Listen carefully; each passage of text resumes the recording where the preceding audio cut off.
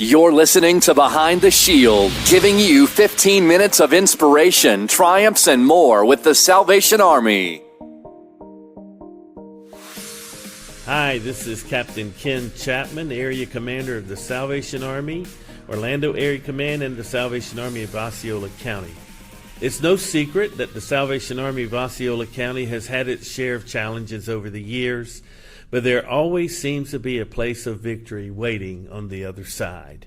Most recently, we experienced a fire in November and lost access and function of our emergency service unit. But we've seen God's faithfulness and are witnessing Him giving us beauty for ashes during this transitions.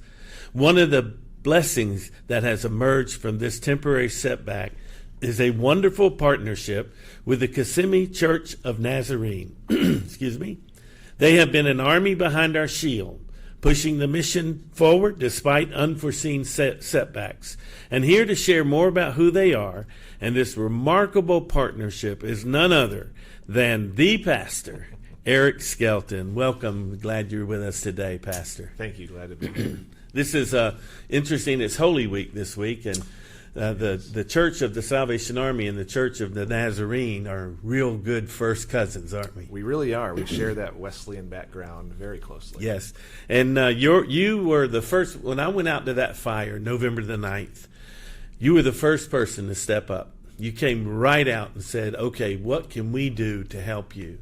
And you're a few blocks away from where 700 Union Street is, and you have stepped up in a mighty way. Tell me what moved you in your mind to do this.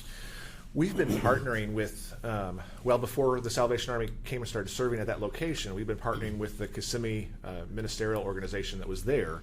And one of the heartbeats of our church is to serve those. And those is a big term, right? Yeah, those can encompass a lot. I use the word whosoever. Whosoever, that's good. In John 3:16, whosoever will may be saved. And thank God I am a whosoever. You are a whosoever. That's right. God will take broken men like you and me and use us in His plan of redemption for the world. I find that to be amazing. That's exactly correct. And we operate that way. We have a mission statement that says we're to be a knowing, growing, making, and going church. And those four words encompass a whole lot. And so we need to know what's going on in our community. Well, you certainly do. I mean, your hand is on that. Before the Salvation Army took over that location, I guess about 4 or 5 years ago, it was the Christian Service Center run by the First Baptist Church of Kissimmee. For 20-something years they did that. Mm-hmm. And a lot of churches over the years have come together and banded together to provide meals and other services that we provide. Right. So on that site, the Salvation Army provides showers, clothes pantry, food pantry, emotional, spiritual care, meals, and you rent and utility assistance. And we have a great program called Pathway of Hope that stabilizes people financially, then moves them to the pathway to housing where people who are homeless and families who are homeless now can own their own homes. Sure. So you partnered with us on a lot of those. And the day that fire happened, you were there and you said, tell me how you can help. Well, tell us how you've been helping us. Well, we don't always have all the financial resources to put up a brand new building or whatever, but we do have space. And the church is often misconstrued as a building. And that's not correct. And you know that very well. The church is the people. That's right. And so, but we've been blessed to have a wonderful piece of property and a great facility. And our dream and our goal ever since we've been there, we've been the pastor, I've been the pastor for 7.5 years, but ever since we've been there, we've wanted to see that building used 7 days a week. Well, it is now. It is now, and we don't want it to be just a monument that's used, by a few folks that drive in an hour and a half or two once or twice a week. So we are just honored that you would step into our place and use our property and use our resources, and it's an awesome it's an awesome partnership to have because Yeah. because we are so similar in our theology and our understanding. That's correct. And when the body of Christ comes together, amazing things happen in communities. That's right. And we're seeing that played out. So we have our food pantry that we're operating out of there, and there are many, many people in the community in Osceola who are in great need. And we're seeing an increase, as you are, people that are in need. It is. You provided that space and storage. And a lot of our staff is operating out of your building. We have a staff of 7 people, and between the Orlando Area Command and the Church of Nazarene, we have been able to continue most of our services. Yes. And we're so grateful for what you're doing. We do have a plan, though. I am in discussion with a group called Forts that helps us during our hurricane and emergency disaster responses. They're portable units that can be pulled on the site and fold out into an operating command. Right. We have a mobile kitchen that can be moved, and we're about to get a mobile trailer with showers, handicap showers, and toilets and laundry facility. That's a blessing. So we're negotiating with Osceola County now, who have been very, very kind to the Salvation Army, and going through the city of Kissimmee with regulations, because that facility is actually in the city of Kissimmee, to get the sewage and electric and water hookups so that we can resume our services. And in 2 years from now, there we go. We're going to open up a 10,000 square foot, $10 million project building an emergency resource center where we'll have 20 plus agencies and all in one place where you can come to one place and get everything you need. Yep. So God has been good, and he literally has, as he says in Isaiah 61, made beauty out of ashes. I love it. So what in the heart of your church motivates you or compels you to want to reach out to others like this? I wouldn't say it's the heartbeat of the church. I'd say it's the heartbeat of Jesus through the people. And what we see is when we accept the Lord into our lives, we've been given the greatest gift. Yes. And that's this week we celebrate that during Holy Week, his death and resurrection, and that beautiful, beautiful gift that we've been given. And we look at it like a kid on Christmas.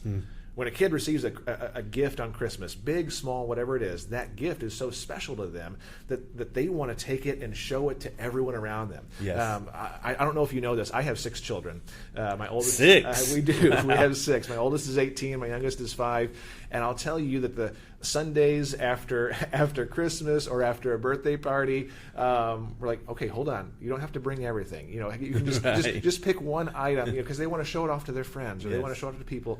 And so I think we as Christians, we need to operate more like the children. Jesus said, "Let little children come to me." The kingdom of God is for them. And if we operate in that sense of saying, look at this beautiful gift that we've been given through the shed blood of our Lord and Savior Jesus Christ, how can we not share that with everyone we come in contact with in every way possible? If that's feeding the homeless, if that's giving popcorn or snow cone to kids when they're walking home from school, if that's opening up our doors to anybody who needs a place for operation, that's just what we do. And so we're just trying to not overcomplicate the gospel. So it's scripturally based and very simple. Yeah. We, like you, are take literal translation of the Bible. Correct. We don't try to sweeten it up or tickle people's ears. We tell the truth, the gospel truth. And the real truth is Jesus came to save us. Bingo. Hallelujah for that. Yeah. Everybody can quote John 3:16. But we forget 17, don't we? That's my favorite. I did not come into the world to condemn the world, but to save the world, to redeem the world. Bingo. And that is one of the things that impresses me so much about your church, is that you guys are living out the true gospel in that way. And for us to partner, it is wonderful. I believe in collaboration. I believe we should work hard that we don't duplicate services, and funders and donors should appreciate that, because the money is being used much more efficiently. Agreed. But the really important thing to me is that you and I both deal with broken people. We do.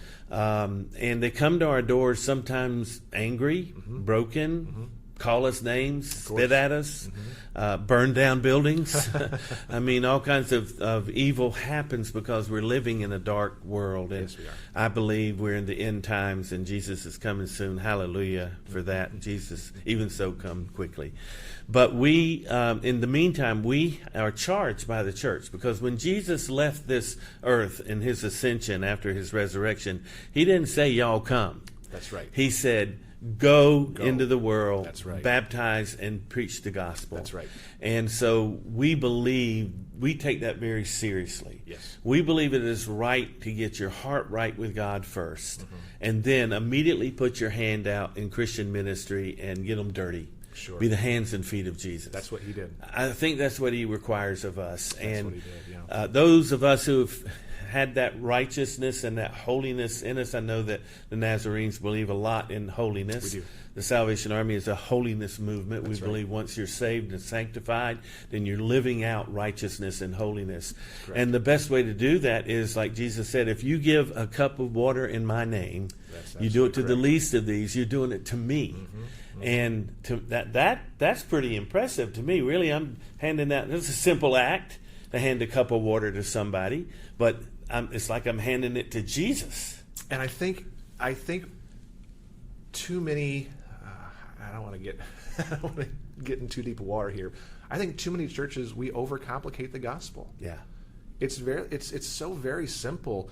Like you said, just to be the hands and feet. Yeah. If we just do the simple things, if we just love like Jesus loved, if we just look to other people the way he looks at other people, and remember where we came from. yes, Because at one point you used a phrase, broken. We were all broken. yeah, absolutely. That's why Jesus came. That's why we celebrate this Holy Week. One of my favorite stories during Holy Week, Western Christianity doesn't really celebrate Holy Monday or Holy Tuesday. That's more of an Eastern Orthodox thing. We'll look towards tomorrow, which would be Maundy Thursday, Yeah. Holy Thursday. But in Western Christianity, we don't really focus on Monday and Tuesday. But in the Scriptures, it says, Monday was the day he flipped the tables. Right, Everybody right. loves that story because Yeah. Jesus gets angry and they flips the tables. But we forget about the part where he passes by the fig tree. Do you remember that story? Oh, yeah, He yeah. passes by the fig tree. He's hungry. He wants breakfast. And there's no figs on the tree. And what does he do? He curses that tree, and the tree withers in front of the disciples' eyes. They Yes, watch it. They yeah. see it. It was immediate. And he looks to them and says, listen, if you have belief and no doubt, I think those are two different things. Belief and no doubt. It's easy to believe. You're right. Right? But it's not always as easy to believe and then take action. Absolutely. And so I love that story. We're called as a body of believers, no matter what our name is on the sign. I love the Church of the Nazarene, but I love Jesus more. Amen. Whatever our name is on the sign, we're called to believe and then take action. Yeah. And so- I am a fourth generation Salvationist, born and raised in the Salvation Army Church.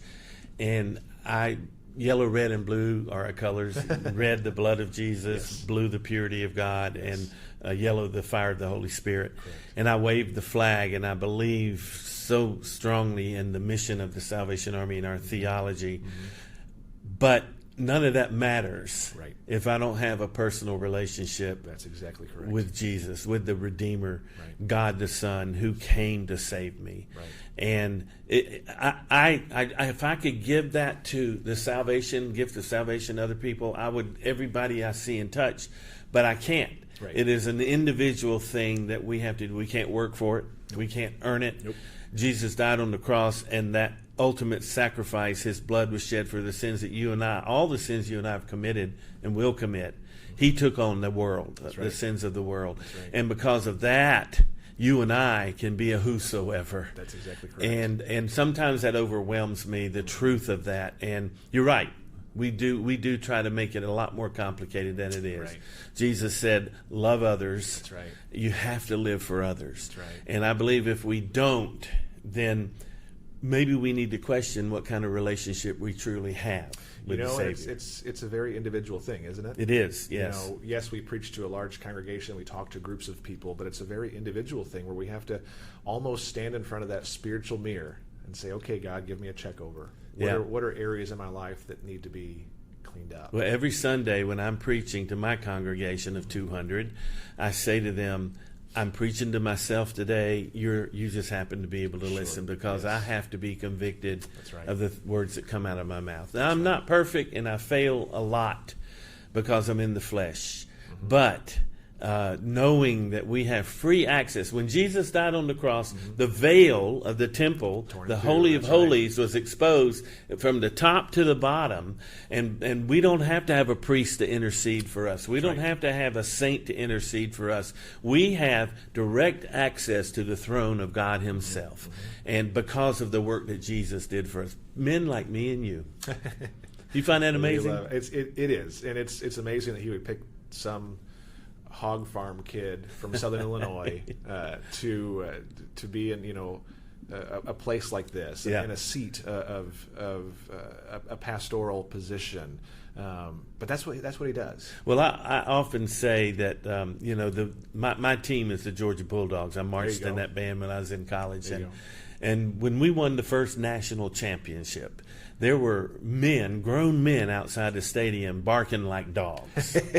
And I'm here to tell you, just because you bark like a dog doesn't make you a dog. That's correct. And so some people who know when to raise their hand and say glory, hallelujah, Jesus may say to them one day, I never knew you. Exactly correct. So the important thing, and this is why we give food. This is why we do clothes. This is why we give showers, to give people dignity, because our founder called that soup, soap, and salvation. William Booth said, you can't preach to a man who's hungry and dirty, so clean him up with some soap, give him some soup, and he might listen to salvation. There you go. And that is what motivates us. Yes. We believe that if you meet basic human needs, they will be much more open to the gospel. Now, we love inclusively, and we serve without discrimination. If we tell you about Jesus when we give you a night of shelter, you don't accept him, we still give you a night of shelter. Sure. Jesus did that with the woman at the well. That's right. He did it with Zacchaeus, who climbed up a sycamore tree to see him. And so we are men who have been blessed to be able to be called children of God and men of God. Amen. But we today wanted to thank you especially for everything. You have saved us from having to struggle even harder. And we're real close to getting back up to normal operations, and that's coming very soon. But the Church of the Nazarene in Kissimmee was a big rescue effort for us. And we appreciate so much what you've done to reach out with your congregation and with your giving heart.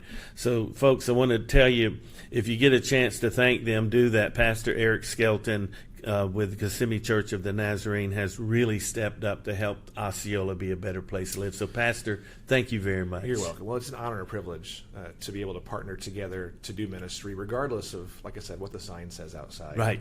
It's about Jesus. And we will continue to partner together. Well, you can help the Salvation Army by going to SalvationArmyOrlando.org, SalvationArmyOsceola.org, and you can text the word GOOD to 24365. So I'm Captain Ken Chapman with Pastor Eric Skelton. Wonderful people, Kissimmee Church of the Nazarene, partnering with the Salvation Army. We hope today that you'll find Jesus, have him in your presence and his presence in yours, and have a great day. God bless you from the Salvation Army and Kissimmee Church of the Nazarene. Behind the Shield is powered by News 6, United Way, City of Orlando and Orange County.